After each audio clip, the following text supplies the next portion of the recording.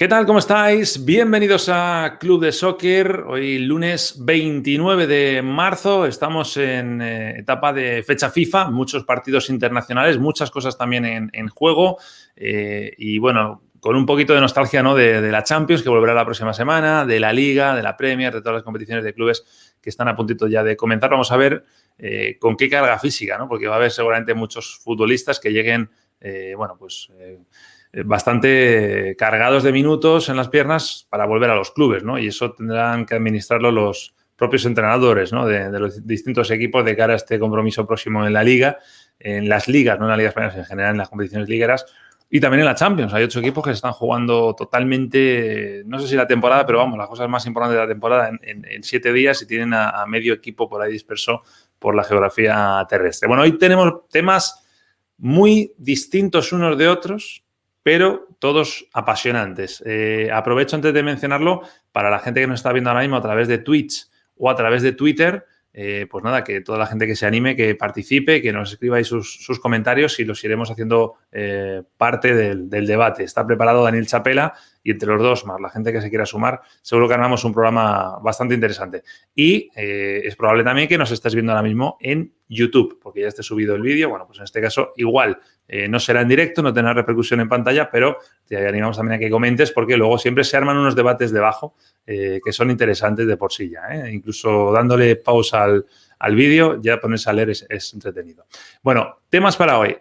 Lo más caliente, lo más reciente es el adiós del Kun Agüero al Manchester City después de 10 años. Se va un emblema, un icono de ese equipo. De verdad que a lo mejor habrá mucha gente que diga, bueno, eso es decir demasiado. Es mi opinión, ¿eh? Luego vamos a ver qué opina Daniel Chapela, pero hombre, un delantero que está 10 años en un equipo y que ha protagonizado el gran despertar de ese equipo, yo creo que merece ese calificativo, ¿no? Hablaremos de la selección de Estados Unidos porque se queda fuera de los Juegos Olímpicos y hay bastante polémica en torno a eso. Es que es curioso que se queda fuera de los Juegos, que ya de por sí es lo que noticia, pero además con una generación espectacular. ¿Qué pasa? Que estaban todos en Europa jugando con absoluta. Entonces ahora debatimos sobre eso. Hay que hablar de España, de la España de Luis Enrique. ¿Qué le pasa a este equipo? ¿Por qué está teniendo tantos problemas para generar juego, para generar ocasiones, para ganar, para tener resultados? Recordemos que empató contra Grecia en casa en Granada y el otro día ganó a Georgia pidiendo la hora, porque además es que el gol llegó en el último minuto prácticamente, el gol de Dani Olmo. Les queda un partido contra Kosovo, vamos a ver, es el rival más asequible del grupo, a ver cómo queda eso, ¿no? Y hablaremos del VAR también, ha habido escándalos, es verdad que la fase de clasificación para el Mundial en Europa, pues está teniendo errores bastante grotescos y se reabre una vez más el debate de las 400.000 veces que se va a reabrir de aquí a no sé cuándo, si el VAR está realmente echándose de menos ahora que hay partidos sin VAR, ¿no? Ahora le preguntamos también a Daniel Chapela, que recuerdo que dijo un día que era muy de VAR y luego se divorció del VAR. Así que vamos a ver cómo está esa relación de pareja entre el VAR y Daniel Chapela. Bueno, me estaba enrollando un poco, estaba esperando a ver si se conectaba más gente. Empezamos ya esta edición de lunes de Club de Soccer. Bienvenidos.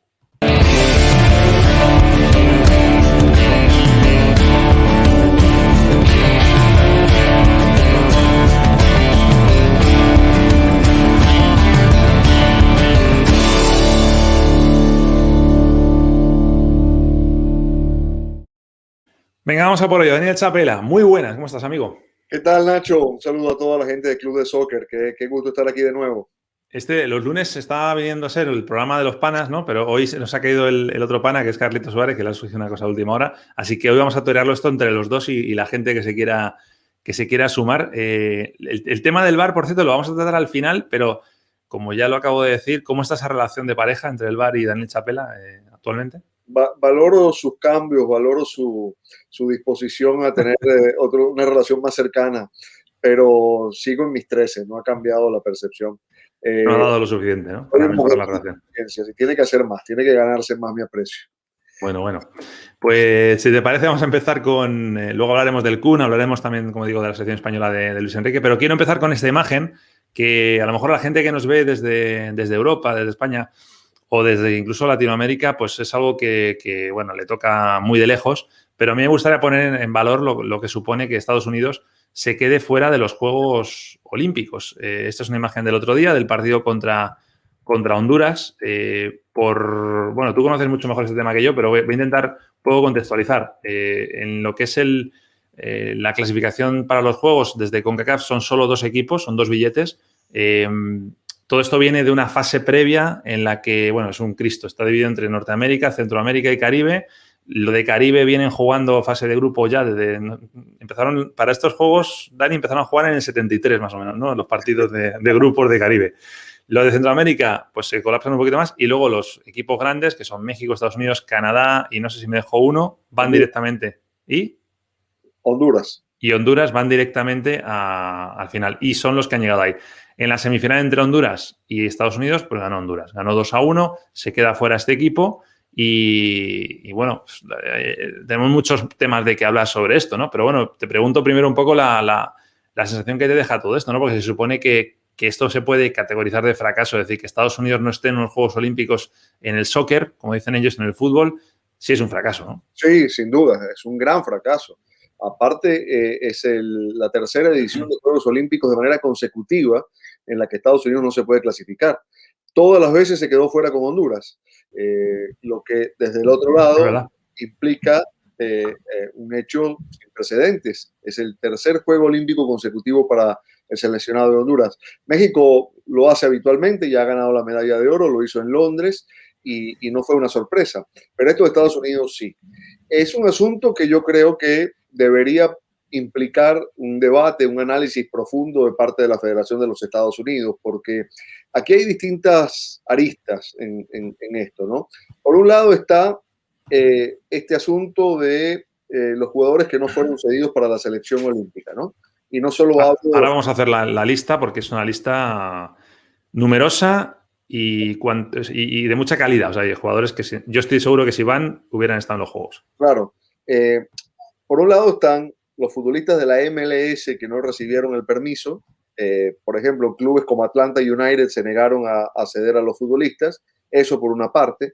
Los que están en Europa ni siquiera fueron tentados. La Federación de Estados Unidos decidió que iba a jugar esta clasificación a los Juegos Olímpicos con futbolistas de la MLS. Es decir, no hubo un intento por traer a los jugadores de Europa que, como no existe la obligación, salvo en el periodo de fecha FIFA, para que los clubes los cediesen, probablemente tampoco iban a poder contar con ellos, o por lo menos no para todos los partidos. Te comento el caso mexicano. Hubo un intento por traer a Diego Lainez del Betis y a Edson Álvarez del Ajax, y al final el entrenador Jaime Lozano decidió que no tenía sentido porque apenas iba a poder contar con ellos en el último partido o en la final de mañana. Al técnico le parecía que no tenía mayor sentido traer jugadores ya con el proceso andando y con futbolistas peleando por un lugar y compitiendo. Pensó, y de buena manera, que con lo que tenía era suficiente. Entonces, eso por allí. Estados Unidos, si uno ve la selección que jugó estos dos partidos amistosos en Europa, incluyendo el de ayer contra Irlanda del Norte, tiene a varios jugadores que podrían haber estado en esta selección o que incluso podrían haber disputado los juegos porque están en la edad. Nombres como el de Gio Reyna, como el de Pulisic, como el de Serginho Dest, es decir, jugadores de jerarquía. Te digo si quieres más, Ryan Reynolds, no sé si se ha dicho Reggie Cannon, Gioacchini, que está en el Caen de Francia, Josh Sargent del Werder Bremen, Musa, no sé si lo has dicho, del Valencia, el propio Pulisic, tiene edad también, el jugador del Chelsea para estar en la sub-23. Entonces, bueno, eso evidentemente habla de, digamos, un vacío en la manera de encarar este tipo de competiciones, ¿no? Pero después hay un tema que me parece a mí más importante o más profundo y que tiene que ver con la manera en que el fútbol de los Estados Unidos, el fútbol interno, se maneja en el desarrollo de los futbolistas jóvenes. Fíjate que estamos hablando de nombres que en algún momento de sus carreras decidieron continuar el proceso de formación en Europa. Pulisic se fue muy joven, Gio Reyna se fue muy joven, Serginho Dest no hizo ningún proceso de divisiones inferiores en Estados Unidos, simplemente su padre es de Estados Unidos, él nació en Holanda y asumió la nacionalidad, o el caso de Yunus Musa, sus padres estaban de vacaciones en Nueva York, él nació en Nueva York, pero no tiene ningún vínculo de raíces con los Estados Unidos, ¿no? Entonces, son casos excepcionales. Los que se quedan en Estados Unidos no tienen en la edad que comprende entre los 16 y los 20 años un lugar donde competir al alto nivel que esto exige. los futbolistas de Estados Unidos, como ocurre con otras disciplinas, continúan el proceso de desarrollo en las universidades. Sí, lo que pasa es que las otras disciplinas sí tienen un carácter profesional o semiprofesional, ¿no? El nivel del baloncesto universitario es muy alto, el nivel del fútbol americano universitario es muy alto, el nivel del soccer universitario no lo es. Al menos no al nivel en el que compiten los futbolistas de la misma edad que luego encaran a Estados Unidos. Bueno, te digo más, el soccer femenino sí tiene carácter profesional, por ejemplo, o sea que es un caso muy concreto del soccer masculino. Sí, es un caso diferente, pero ese vacío lo tiene la MLS. Es decir, no hay competiciones de categorías inferiores con clubes de la MLS donde los jugadores puedan, digamos, seguir el proceso de formación hasta llegar al fútbol profesional. Pasan por el fútbol universitario. Los que deciden seguir ese camino, los que no, se van a Europa si tienen la posibilidad y completan el proceso de formación allá. Y eso marca una diferencia notoria. Entonces, enfrentar a futbolistas de Honduras, para dar un ejemplo, con rodaje en primera división. Un futbolista de 23 años en Honduras perfectamente puede tener 100 partidos en primera división. Eso marca una distancia significativa a la hora de competir en estos niveles. Sí, a la hora de saber jugar ese partido en concreto, además. Exactamente. Entonces, claro, le dio para superar a rivales menores, pero ya cuando enfrentas a equipos con jugadores rodados, algunos incluso con experiencia de selección mayor, ni hablar de México. México me sobran jugadores, todos titulares en primera división, muchos como Sebastián Córdoba o como Carlos Rodríguez o como Uriel Antuna, compartidos varios ya en la selección mayor, la diferencia es muy grande. Entonces, ese vacío Estados Unidos no lo ha sabido manejar, digamos, requiere de una política de transformación, me parece, para que los jugadores tengan un ciclo formativo más competitivo. Sí. En la edad esa en la que es tan importante alcanzarlo. Es un fallo que viene de la parte de gestión, claramente, y de adaptación, ¿no? Porque es un deporte muy poco gringo, digamos, y si quieres jugar a esto tienes que tratar también de simular las estructuras que están debajo de los primeros equipos. Estaba repasando, para si alguien no lo ha seguido, de toda esa coctelera que yo decía, con los del Caribe, los del centro, al final quedan dos grupos, el grupo A y el grupo B, con 4 equipos cada uno. En el grupo A estaban México, Estados Unidos, pasaron los dos, se quedaron fuera Costa Rica y Dominicana, y en el grupo B se quedó fuera El Salvador y Haití, pasaron Honduras y Canadá. Ya hemos dicho que los dos que van son México, que ganó a Canadá 2-0, y Honduras, que le ganó a Estados Unidos 2-1. Te iba a decir se va a hacer raro, ya no se hace tan raro, ¿no? Pero sí es verdad que es... no solamente es uno de los equipos, como decíamos al principio, que yo creo que tenía más accesible, contando con la generación que podían haber contado, digo, para llegar, sino incluso podemos haber hablado de un equipo candidato a haber ganado el oro seguramente, si va con todas estas jugadores. O sea, no tengo duda. Muchos de ellos hubieran llegado jugando en Europa Champions League. O sea, estamos hablando de por lo menos 3 jugadores, más jugadores de primer nivel en primeras ligas europeas. Suena contradictorio, ¿no? Que haya dos procesos tan distintos transitando caminos paralelos, ¿no? Porque el de la selección mayor es lo contrario. Más bien hay, en mi percepción, un aire de optimismo por la generación que viene empujando. Este asunto de la pandemia provocó que Berhalter convocase más a estos futbolistas que están en Europa y que incluso hiciesen un trabajo de escauteo para buscar a potenciales futbolistas que pudieran integrar la selección de los Estados Unidos y ponerlos a elegir, y consiguieron el sí, entre otros, de Sergiño Dest o de Yunus Musa, que tenían la posibilidad de jugar para otros seleccionados nacionales. Sergiño Dest lo podía haber hecho para Holanda y Musa lo podría haber hecho para Nigeria, por citar un par de ejemplos nada más. Y la verdad es que, visto los partidos amistosos que jugó a finales del año pasado y los 2 de esta fecha FIFA, hay un material están compitiendo. Extraordinario, están compitiendo, son jugadores que disputan partidos de Champions, que están en un nivel diferente, que unidos a los jugadores que todavía están en disposición de integrar la selección de Estados Unidos, que juegan en la MLS, podrían armar una selección muy competitiva para disputar la clasificación al Mundial y la Copa Oro, que es el objetivo importante que tiene Estados Unidos este verano. Sí. Exacto. Bueno, hemos arrancado con esto porque evidentemente en un programa que se llama Club de Soccer, si no empezamos hablando, para un día que tenemos que hablar de soccer, pues tenemos que arrancar con eso, ¿no? Pero bueno, no hace falta que lo hagas, pero de una manera representativa, yo creo que nos tendríamos que poner de pie para hablar de lo que vamos a hablar a continuación. Ese adiós del Kun Agüero es la noticia del día, yo creo, ¿no? Si no es la noticia del día, es una de ellas, desde luego, o por lo menos sí que es la más reciente. Ojo, porque estamos hablando, yo decía al principio, un icono del Manchester City, y habrá gente que se echa las manos a la cabeza, pero voy a argumentarlo. Es decir, estamos hablando de un tipo que ha ganado 4 ligas, 6 copas, sumando todas las copas las 2 copas que en Inglaterra, 3 Community Shields, es verdad que no ha ganado ningún título continental. Son casi 400 partidos con los Citizens, 257 goles. Es decir, es un tipo que ha marcado una época en el sentido de que ha sido el titular de los Citizens durante muchos años, ¿no?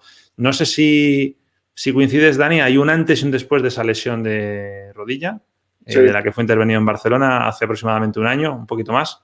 Después de eso no ha vuelto a haber la misma confianza, podemos decirlo así, ¿no? De Guardiola hacia el Kun Agüero, y ha acabado pues así, ¿no? Que acaba contrato y el Kun no quiere renovar. Evidentemente, yo creo que Guardiola tampoco no se le ve triste, ¿no? Porque el Kun decida marcharse. No, yo creo que ya es un ciclo que terminó.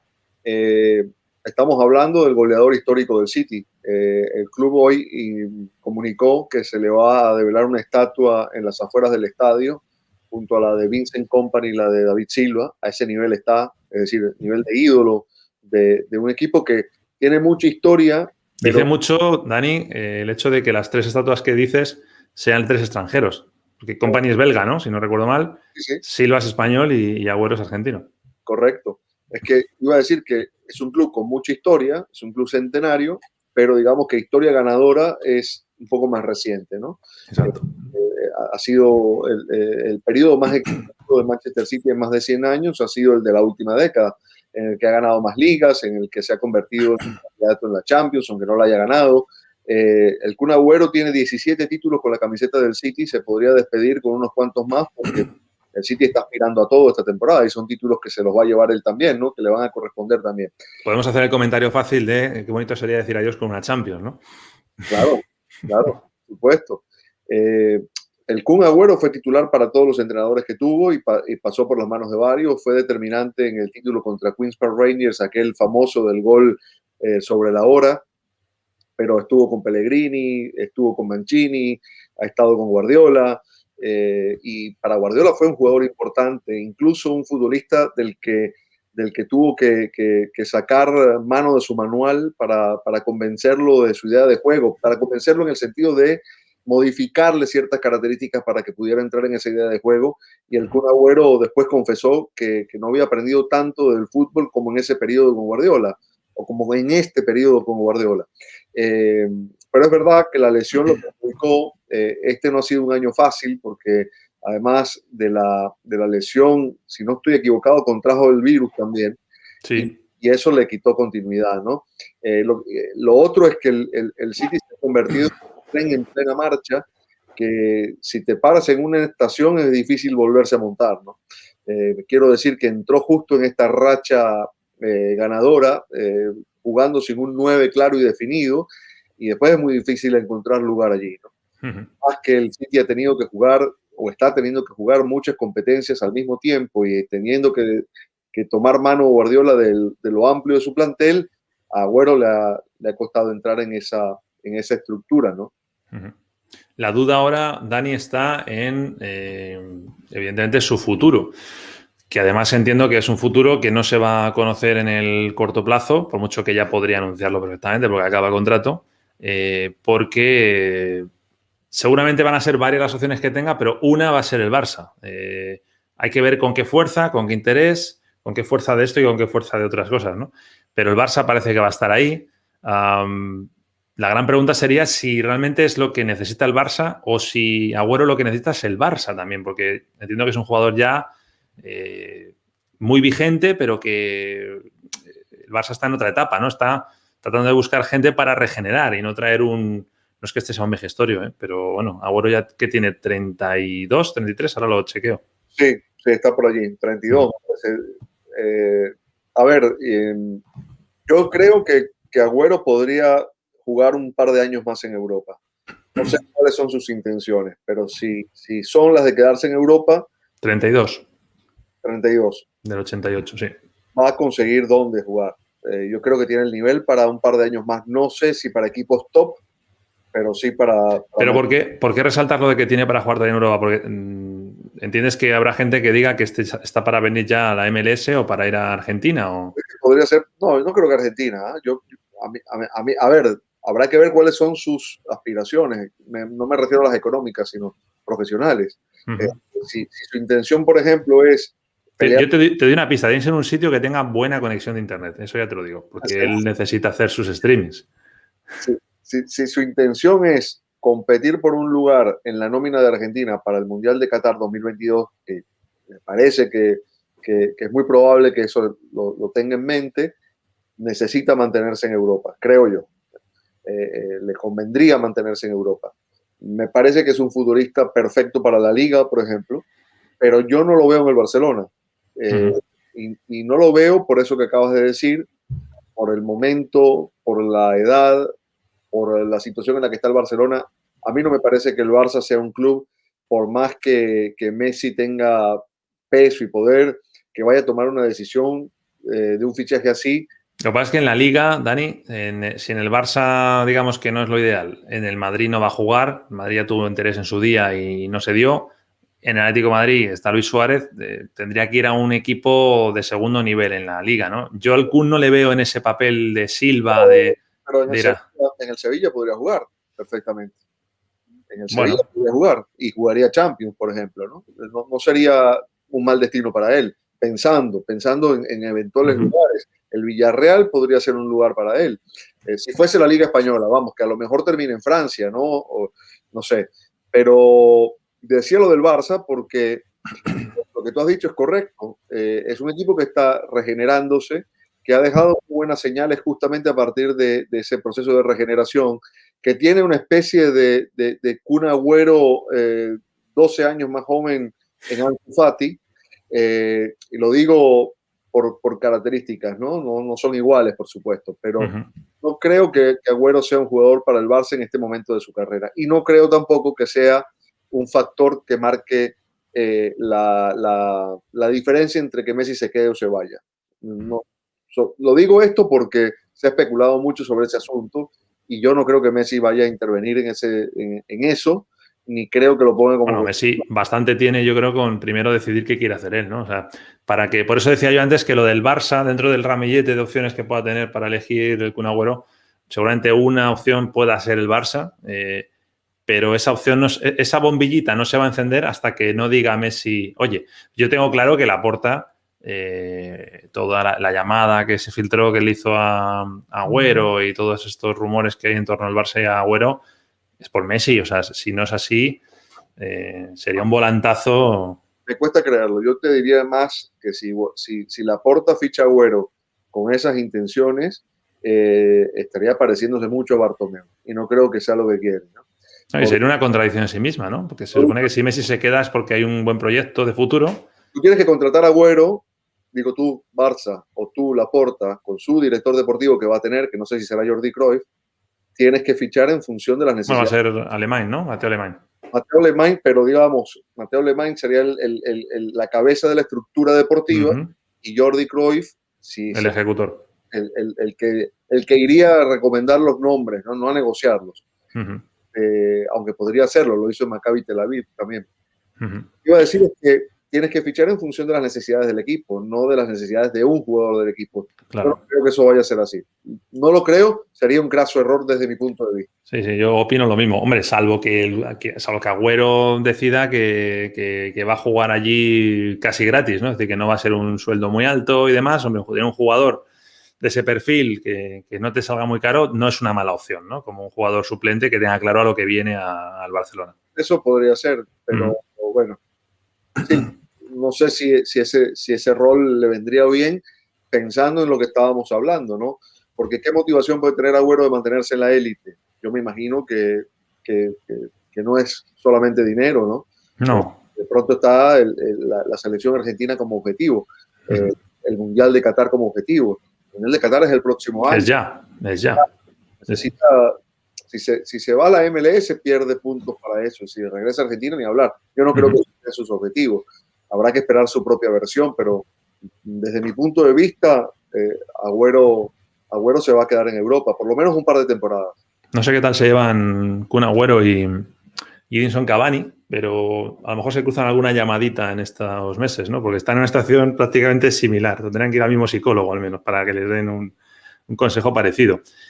Por cierto, aprovecho para decir a la gente que está conectada, somos poquitos porque estamos todavía, pues eso, en Twitch somos muy pocos y en Twitter también es más complicado, en YouTube es cuando solemos ser mucha más gente, pero bueno, los que estáis conectados, animaros a comentar, a preguntar, a lo que queráis, ¿no? Mira, tenemos un comentario de Twitch de Joshua Hernán, dice que quisiera que el Kun fuera el Larsson de este Barcelona. Pues ese es el rol un poco que yo decía antes, ¿no? Que asuma que viene de suplente, aunque luego Larsson jugó más de lo que pensábamos, sí. y que no suponga una carga económica para el Barcelona, ¿no? Fíjate, te interrumpo. En este momento en Barcelona se está hablando a nivel mediático de fichajes que están en la cartera de la prensa. Digamos, el de Jorginho Wijnaldum y el de Memphis Depay, los dos holandeses, ¿no?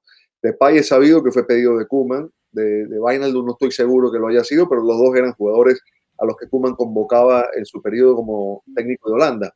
Que acaban contrato, por cierto, los dos. Exacto. Y en el caso de Wijnaldum están planteándose la duda por la edad del jugador, por el contrato que el jugador querría. Gana cerca de 8 millones de euros limpios en el Liverpool, y después que cuando te llega un futbolista de esta edad, que es el mismo caso de Agüero, no hay, digamos, como opción de negocio una posibilidad de reventa futura. Es decir, cuando un jugador te llega de 32 años, probablemente está en su último contrato grande con un club. Entonces no es negocio tampoco desde ese punto de vista, porque 2 años después no lo vas a vender a otro club para recuperar parte de la inversión. Entonces, a mí me parece muy tanto el caso de Agüero como el de estos dos holandeses que estaba señalando, ¿no? Claro. Y no es un jugador tan costoso tampoco, y sin embargo, la duda está abierta, ¿no? Yo creo que el Barcelona, aún en esta situación económica precaria en la que está, va a apuntar hacia nombres de más jerarquía. Joven. Sí, claro. Tienen que solventar este proyecto que les ha ido bien en esta temporada y tienen que darle continuidad al final a eso con perfiles parecidos a los que les ha ido bien precisamente en este año. Vamos a pasar de tema, si te parece, Dani, vamos a hablar de España, de la España de Luis Enrique, porque, bueno, de los equipos, evidentemente no hablamos nada de Sudamérica porque no hay partidos oficiales, ha habido algún amistoso, pero poquito que sacar de conclusiones de ahí, pero sí en Europa con la clasificación para Qatar, ¿no? Para 2022. Podemos hablar de muchos equipos, pero yo creo que lo de España es un tema a destacar, ¿no? Por decirlo de alguna manera, porque si bien la gestión de Luis Enrique yo creo que siempre se ha alabado bastante, se ha puesto en valor la valentía de este entrenador, la capacidad para llamar a nuevos jugadores y demás, esto es como todo. Cuando no llegan los resultados, al final te caen palos, iba a decir otra cosa, pero no, mejor no decirlo. Y es un poco lo que le está pasando a Luis Enrique, ¿no? Es decir, es verdad que no han empezado bien. Los partidos en lo futbolístico son muy malos, muy malos. Es verdad que el tramo final contra Georgia se vio esa garra pero lo que es fútbol, es un equipo muy plano, que circula muchísimo la pelota, que prácticamente no le pega desde fuera del área, más allá de que el gol de Dani Olmo llegó así. Y no sé si tú entiendes que se estén argumentadas esas críticas hacia Luis Enrique en concreto, que es el que se los ha llevado, sobre todo porque es el que hace la lista y el que hace también 7 cambios de un partido a otro. Bueno, yo vi los 2 partidos y aclaro que a mí Luis Enrique entrenador me gusta mucho, ¿no? Luis Enrique entrenador, Luis Enrique personaje no tanto. Pero, a ver, el partido contra Grecia fue ver a la Grecia campeona de Europa de 2004 y a la España que se quedó fuera del 2018 contra Rusia. Es decir, un equipo retórico, ¿no? De mucho toque, de mucha pelota al pie, de poca... Un equipo aburrido. Un equipo sin muchas variantes para romper una defensa bien estructurada y bien ordenada como fue la de Grecia en ese partido, ¿no? Estos equipos como España, equipos proponedores, equipos que quieren imponer condiciones, se van a encontrar rivales de estas características permanentemente. Y justo por la diferencia que hay de unos futbolistas y otros, uno entiende que estos equipos tienen que tener capacidad de respuesta para resolver esos dilemas, que no es sencillo, es verdad, porque los espacios son muy reducidos, pero justamente la capacidad técnica está para eso, ¿no? Entonces, ese partido fue una gran deuda, diría, que dejó España, porque, bueno, es un rival, digamos, menor al que debió haber derrotado. No es la Grecia, el estilo que tú dices sí, pero no es la Grecia de 2004, ni mucho, ni mucho menos. No, por supuesto, ¿no? Ahí había un tal Sartas, había jugadores, estaba Seitaridis, o sea, había jugadores que no eran estrellas mundiales, pero eran jugadores que tenían, Sartas tenía una calidad tremenda, por ejemplo. Claro, claro, que había jugadores con más recorrido, ¿no? Sí, sí. Y un técnico como Otto Rehhagel, que también tenía muchísima experiencia de haber dirigido más de 2 décadas en la Bundesliga. Pero bueno, Luis Enrique ha emprendido un proceso de cambio radical. El primer proceso que inició fue antes de la pausa que tuvo por la tragedia familiar que vivió. Sí. Y fue una transformación, digamos que distinta, en la que empleó más a los jugadores de la sub-21 que venían tomando fuerza, caso de Fabián Ruiz, Que habían ganado el europeo, por cierto. sub-21, y pasó después del periodo de Moreno, del anterior seleccionador, el que era suplente, pasó a una transformación mucho más radical, donde ha ido incorporando meritocracia. Los que mejor están, te llames como te llames y juegues donde juegues. Correcto. Salvo Sergio Ramos, que es, digamos, la figura emblemática que está allí, ha ido cambiando constantemente, ¿no? En todas las posiciones. Jordi Alba no ha sido frecuente a pesar de su buen nivel. Ha cambiado mucho con los arqueros. Pasó de Kepa De Gea a Unai Simón, que ahora parece que es su arquero. Cambios en el medio, cambios en la gente del frente, siempre debutando gente. Luis Enrique, si no me equivoco, en los 2 periodos ha hecho debutar a 22 futbolistas, lo cual es una cifra considerable, ¿no? Para una selección de esta dimensión. Dani, es el estilo totalmente contrario a lo que estaba acostumbrada España, ya no digo con Del Bosque, en el que sabíamos que había un número cerrado de jugadores que iban a ir siempre, porque también se lo habían ganado, a lo mejor no estaban en el mejor momento de forma, pero se lo habían ganado porque habían ganado 2 Eurocopas y un Mundial. Pero si nos vamos más atrás, la época de Clemente, ahí no se había ganado ningún título y también sabíamos, la lista la sabíamos de memoria antes de que saliera. Tal cual. O sea, tal cual. Ahora eso no es así. Entonces, también ese es un debate, por cierto, que está en España de qué es mejor, ¿no? Si respetar un núcleo de jugadores que sepas que son identificables en cuanto al estilo, en cuanto a los nombres, y que luego esos premios de meritocracia vengan con la otra mitad o con el 40%, ¿no? O esto que está haciendo Luis Enrique. También hay que poner en contexto que lo de Luis Enrique es una transición obligatoria y que a lo mejor otros entrenadores no hubieran sido capaces de hacerla. Y él, por sus características también, como es él, sí, no tiene problema, ¿no? No se casa con nadie. Tiene una idea de juego muy clara, le gustan los equipos con dinámica, los equipos que tienen constante movilidad, intercambio de posiciones, le gusta jugar con extremos, eso lo ha dejado muy claro, le gustan los hombres pegados a la raya para darle amplitud al equipo. Yo lo que creo es que él es un entrenador muy intervencionista, tanto en los partidos como de partido a partido. Me parece que la cantidad de cambios tuvo que ver con el movimiento ante Grecia.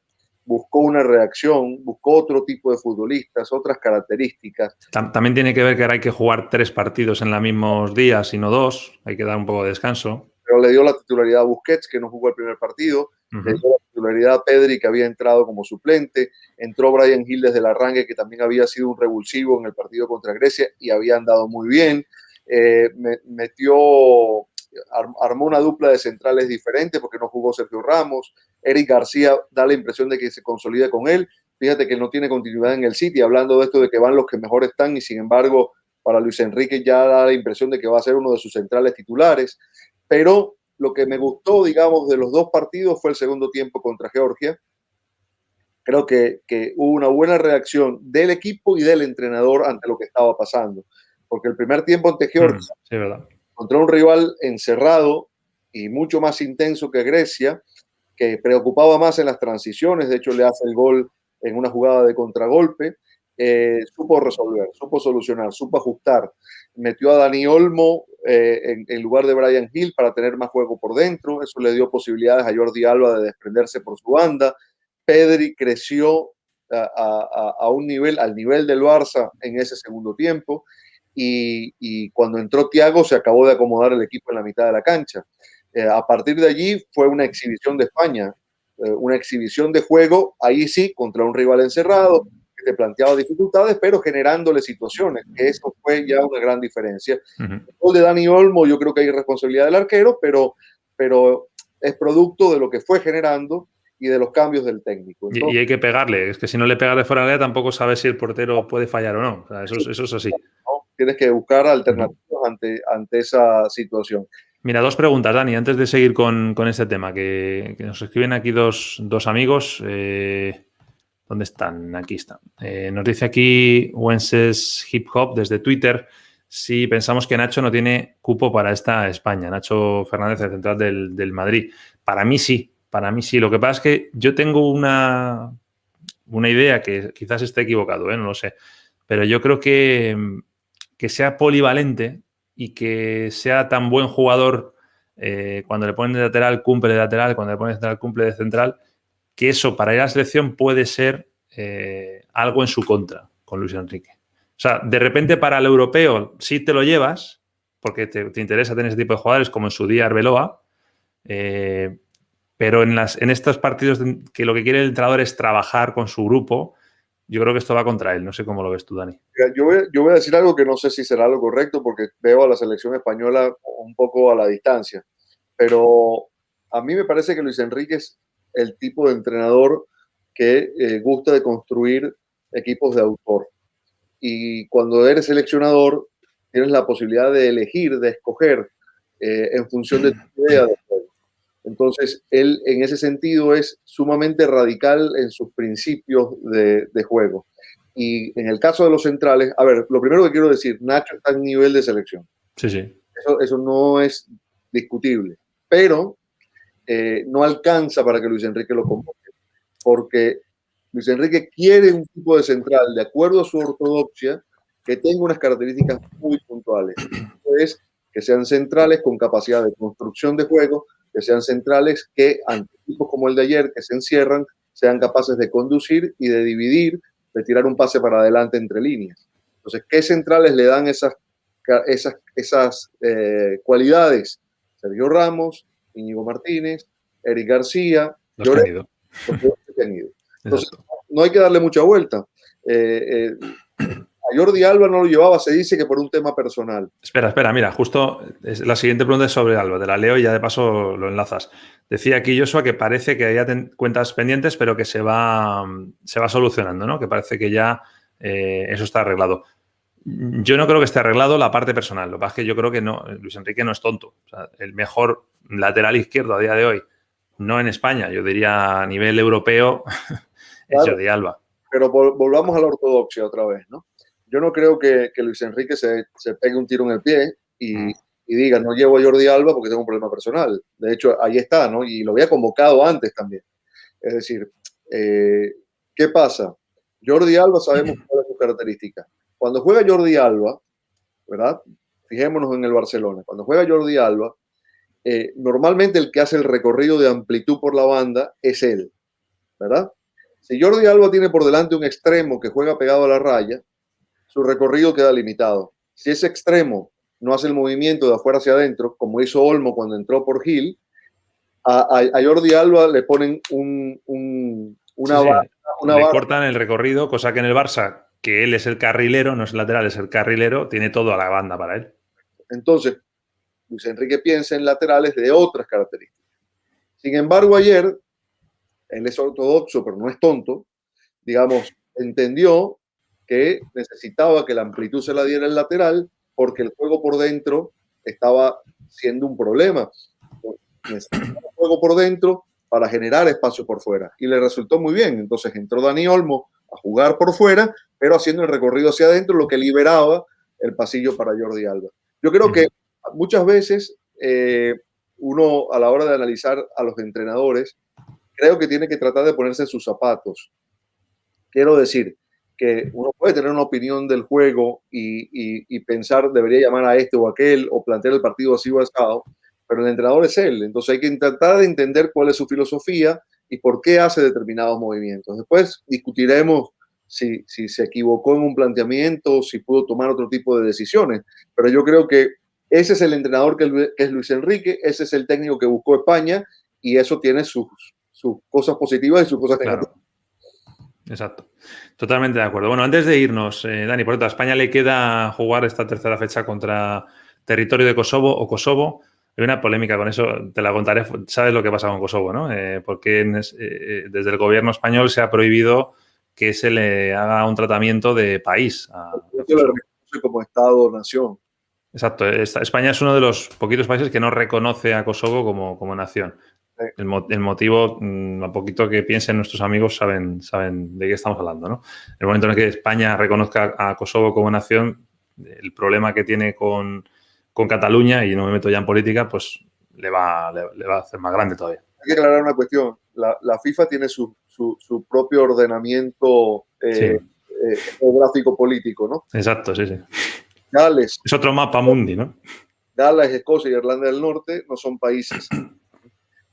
Y sin embargo juegan de manera independiente. Esto es algo que decidió Sir Stanley Rose en los años 40 y así se quedó. Pero el país es Gran Bretaña. Y juega Inglaterra, juega Gales, juega Irlanda del Norte y en algún mundial ha faltado Gales para que estuvieran todos. Sí. El de España, por ejemplo, estaba Irlanda del Norte, estaba Escocia y estaba Inglaterra. Y no son países independientes. Y las islas del Caribe que están disputando la eliminatoria pasa un poco de lo mismo, ¿no? Ahí están las Islas Vírgenes Británicas, las Islas Vírgenes estadounidenses, Curazao, Aruba, etcétera, ¿no? Uh-huh. Es decir, sobran los ejemplos. Entonces, esto para la FIFA no es un impedimento, ¿no? No, desde luego. Gibraltar competía antes de que fuera reconocida. Bueno, Gibraltar es el otro caso de los equipos, vamos a llamarlo de fútbol, que España tampoco reconoce como nación. Exactamente. Entonces, bueno, de hecho, se han cuidado mucho en la manera en que anuncian el partido contra Kosovo. Territorio de Kosovo. Dicen el equipo de la Federación de Kosovo. Sí, no, ya empieza el baile de tratamiento lingüístico. Bueno, antes de irnos, como lo hemos dicho al principio, te tengo que preguntar, evidentemente. El tema del VAR, estamos de acuerdo, vamos a hablar de VAR, yo creo que ya estamos condenados a hacerlo toda la vida. Es así, hay que aceptarlo. De hecho, cuando se estudie periodismo deportivo en alguna escuela, habrá una asignatura que sea VAR, historia del VAR, ¿no? ¿Qué pasó? Siempre, cuando hemos estudiado periodismo, todos hemos ido mucho al VAR, pero en este caso es otro VAR. No, te iba a comentar rápidamente de dónde viene toda la polémica, pues si la gente no lo sabe, que es, bueno, en los partidos de clasificación para el Mundial de Europa no se está jugando con VAR. ¿Por qué? Porque hay determinados países que no tienen la tecnología VAR, entonces para equilibrar todo no hay VAR. Para mí, no sé si tú tienes alguna más, hay dos imágenes que son definitivas. Una es el gol de Portugal a Serbia, que entra, y que de hecho provoca el cabreo de Ronaldo, de Cristiano que se va y demás. Y el otro, que da menos vueltas a lo mejor, pero es la expulsión de Óscar Mingueza en el España-Italia sub-21, en el que yo estaba haciendo ese partido además para TUDN, y yo viéndolo en vivo, cuando veo que le sacan roja a Mingueza, digo, pues se me habrá escapado algo, pero es que luego ponen la repetición y efectivamente el chico es que no solo no hace nada, es que además es el que se lleva el manotazo porque expulsan primero al primer jugador y luego el cabezazo del segundo. Sí. Entonces, eso es para lo que, entre otras cosas, el VAR está. Es decir, ese tipo de errores tan groseros se supone, yo no digo que se hubieran cambiado, pero se supone que se hubieran cambiado con VAR, ¿no? Es que yo claro, en algún momento dije que soy un objetor de conciencia del VAR, pero de lo que soy objetor de conciencia es del mecanismo de aplicación del VAR, no del concepto. No de la herramienta. De la herramienta y de lo que implica el uso de la herramienta, es decir, para lo que originalmente se creó, que es para resolver este tipo de fallos flagrantes. Contra eso no estoy. Es decir, estoy contra el cómo se ha desvirtuado el fútbol a partir de una mala aplicación del VAR. Esto tiene que ver con el reglamento del VAR. Tampoco digo que la máquina por sí sola es buena. Evidentemente no es la máquina, es todo lo que implica el VAR. Ahora, me parece una incongruencia que la FIFA, que promulga el VAR en todas sus competiciones, admita que se dispute la eliminatoria al Mundial de Europa sin el VAR. Es decir, en Sudamérica se están jugando los partidos con VAR y son competiciones de la misma autoridad. Es decir, tú compites en Europa para ir al Mundial, compites en Sudamérica para ir al Mundial, pero es que el Mundial comienza con las eliminatorias. Es el mismo torneo. Sí. No se compite en igualdad de condiciones. No, es lo mismo que sucede, por ejemplo, en España con la Copa del Rey, que las primeras rondas se juegan sin VAR. Y yo en eso siempre he defendido que ya que han cambiado la norma de la Copa del Rey y ahora es un sorteo, yo digo que hagan sorteo limpio, tal cual, ya que no influya si estás en Europa o no estás en Europa, si eres de primera o de tercera o qué, y lo mismo con el VAR. Es decir, sería injusto también, pero por lo menos, oye, si ya sabes que si en el sorteo te toca jugar en un campo en el que no hay VAR, no tienes VAR. Pero que porque tú no puedas usarlo, no haya otros que se queden sin usarlo cuando está ahí. Y es parecido a lo que dices tú. Claro, o es para todos o es para ninguno, ¿no? Eso es lo que yo creo. Y después, futbolistas que están ahora habituados al uso del VAR, porque juegan en ligas con VAR, porque disputan partidos de Champions con VAR, llegan a jugar estos partidos y es una confusión total, ¿no? Sí, sí. Porque pareciera que están esperando justamente que el VAR intervenga. Bueno, los futbolistas, los entrenadores, los propios espectadores. Estás viendo un partido y dices, espera, que ahora lo revisarán. No lo revisan. Y mucha gente pondrá el partido a lo mejor ya empezado y no sabe ni siquiera que no hay VAR y dirán, bueno, ¿pero qué pasa? ¿Por qué no lo miran? Portugal se quedara fuera del Mundial porque le hicieran falta estos 2 puntos, se tiene que generar un escándalo. Porque una de las razones por las que la FIFA creó el VAR, o digamos que abogó... El gol de Henry. El gol de Henry, ¿no? Estamos a ese nivel. Sí, exacto. Que se puede quedar una selección fuera porque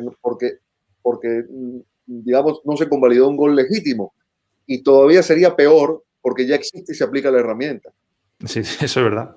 Antes teníamos la duda, ¿no? Pero ahora ya es que está ahí. O sea, y tenemos varios años ya, que son 3 años aplicando el VAR.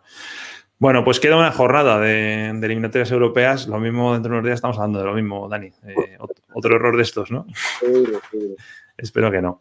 Bueno, lo vamos a dejar por aquí. A la gente que se ha conectado y los que están todavía conectados, pues nada, un abrazo enorme y gracias por estar, sobre todo a los que habéis participado. Si nos estáis viendo por YouTube, pues ya sabéis, comentad en cualquier momento en la caja de comentarios. Los leemos y además ahí se va generando un debate que es muy, muy interesante. Dani, abrazo enorme. Nos vemos otro día esta semana, ¿vale? Y vete calentando, que viene vuelta de las ligas. Las Champions, el Clásico. O sea, ahora vienen unas semanas. Y la Copa del Rey. Las finales, no la final, las finales de la Copa del Rey. Así que, bueno, hay que agarrarse fuerte y vienen curvas. Un abrazo grande, maestro. Cuídense. Chao, chao. Chao.